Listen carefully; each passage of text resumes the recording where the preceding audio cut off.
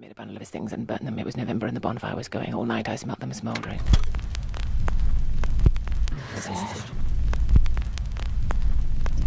When first this changed, I actually thanked God. I thought, it is done, it is said, now all is going out. Mercy, mercy, tongue still hanging out for mercy. It will come, you haven't seen me, but you will and it will come. To say I am not disappointed, no, I am. I had anticipated something better, more restful. Or you were weary of me. Down, all going down, into the dark, pieces coming. I thought, after all, at last I was right. After all, thank God, when first this changed. Less confused, less confusing. At the same time, I prefer this to the other thing. Before we get into any of that, let's set the stage with some 1813, Copenhagen, Denmark.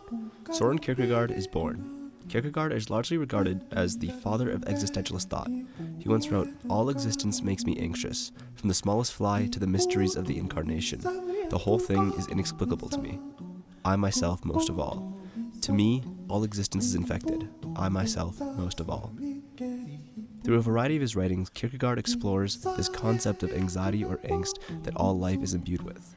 This early conception of existentialism is tied to the concept of freedom and its dizzying nature. To be able to decide everything for ourselves, life and death, is a crushing responsibility.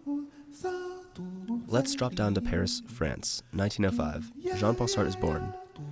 Kierkegaard is regarded to be the father of existentialism, but he died before the term even existed. Sartre was one of the first philosophers to identify as an existentialist. In a public lecture, Sartre once said, "Man is condemned to be free. Condemned because he did not create himself, yet is nevertheless at liberty, and from the moment that he is thrown into this world, he is responsible for everything he does." The Kierkegaard influence is instantly obvious. Existentialists start from the premise that the world is godless. What's left from that starting point is a vacant world, which leads into one of the main claims of existentialism: existence precedes essence.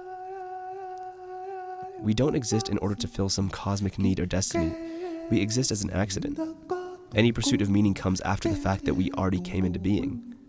Before finally talking about the theater of the absurd, there is one more thinker I'd like to bring up, and that is Albert Camus, who explored the absurd in his essay, The Myth of Sisyphus.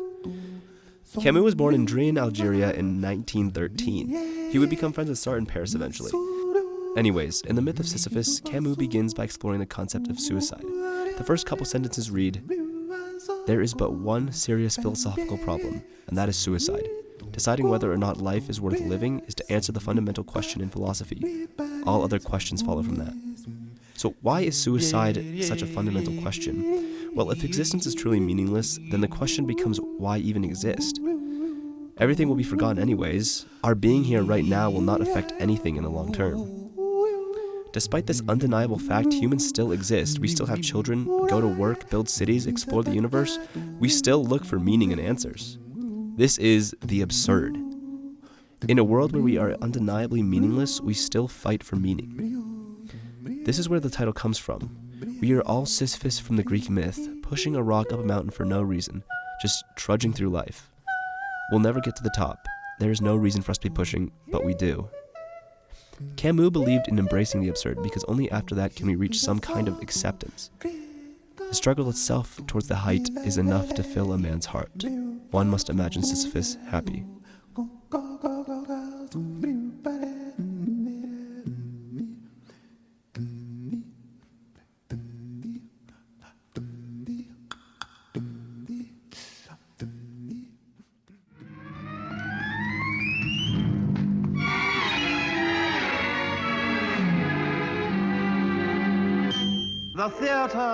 The theater. What's happened to the theater? In a 1960 essay, Martin Esslin created the term theater of the absurd. The essay describes three playwrights, Samuel Beckett, Arthur Adamov, and Eugene Ionesco. The three dramatists that have been grouped together here would probably most energetically deny that they form anything like a school or movement. Each of them, in fact, has his own roots and sources, his own very personal approach to both form and subject matter. Yet they also clearly have a good deal in common. This common denominator that characterizes their works might well be described as the element of the absurd. As Esslin says, all three playwrights write with distinct styles and outlooks, but I'd like to focus on just one though, Samuel Beckett, who is probably the most popular of the group. Beckett was born only a year after Sartre in Foxrock, Ireland. He published many novels and plays, such as his play, which I showed in the beginning. But his most popular by far was Waiting for Godot. In Godot, two men, Vladimir and Estragon, sit around on a desolate stage waiting for a man named Godot. There are a lot of moments in this play that are clearly quite absurdist. And where were we yesterday evening, according to you? How do I know? In another compartment. There's no lack of void. Good. We weren't here yesterday evening. Now, what did we do yesterday evening? Do. Try and remember. Do. I suppose we blathered. About what? Oh, this and that. Nothing in particular. Oh, yes, now I remember. Yesterday evening, we spent blathering about nothing in particular. That's been going on now for half a century. You don't remember any fact, any circumstance? Don't torment me, Dee Dee. The sun, the moon, do you not remember? Oh, they must have been there as usual. But one of my favorites has to be this scene here. I wasn't doing anything. You must be happy too, deep down, if you only knew it. Happy about what? To be back with me again. Would you say so? Well, say you are, even if it's not true. And what am I to say? Say, I am happy. I am happy. So am I. So am I. We are happy. We are happy. Well, what do we do now? Now that we're happy? Wait for Godot. This play is repetitive, sometimes boring and futile, but that's the point. At the end of the day, it's about two men distracting each other as they wait for something that will never come. Aslan described Beckett's play as melancholic, colored by a feeling of futility, born from the disillusionment of old age and chronic hopelessness, which is undoubtedly the character of this play, but there is also a level of endearing sincerity there that I think is worth highlighting. Why don't we hang ourselves? With what? You haven't got a bit of rope? No. Then we can't. Let's go. Oh, wait. There's me belt. It's too short.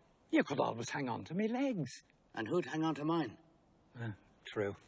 Sure, all the same. Might do at a pinch, but is it strong enough? We'll soon see. Not worth a curse. You say we have to come back tomorrow? Yes. Then remind me to bring a good bit of rope. Yes.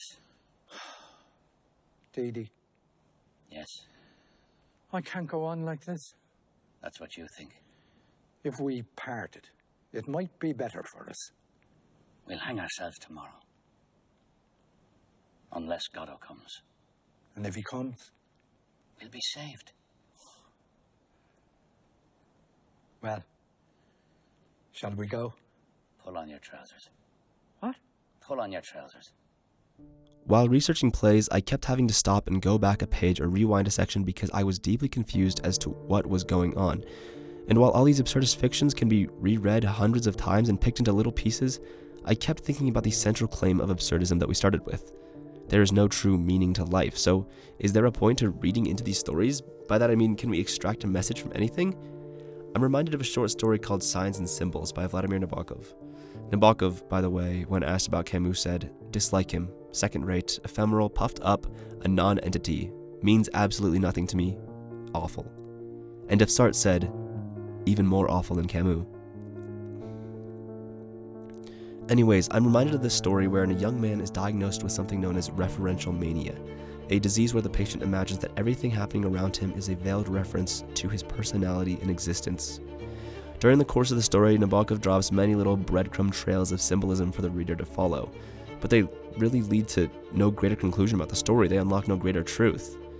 I highlighted every mention of death in the text, every food and gift that the man's family brought him, basically anything that seemed like it could hold some deeper meaning within the text, but I don't know if it got me anywhere. Maybe this is how we should look at the theater of the absurd. In trying to understand everything that happens to this man with referential mania, assuming that it was there intentionally, I became the one afflicted.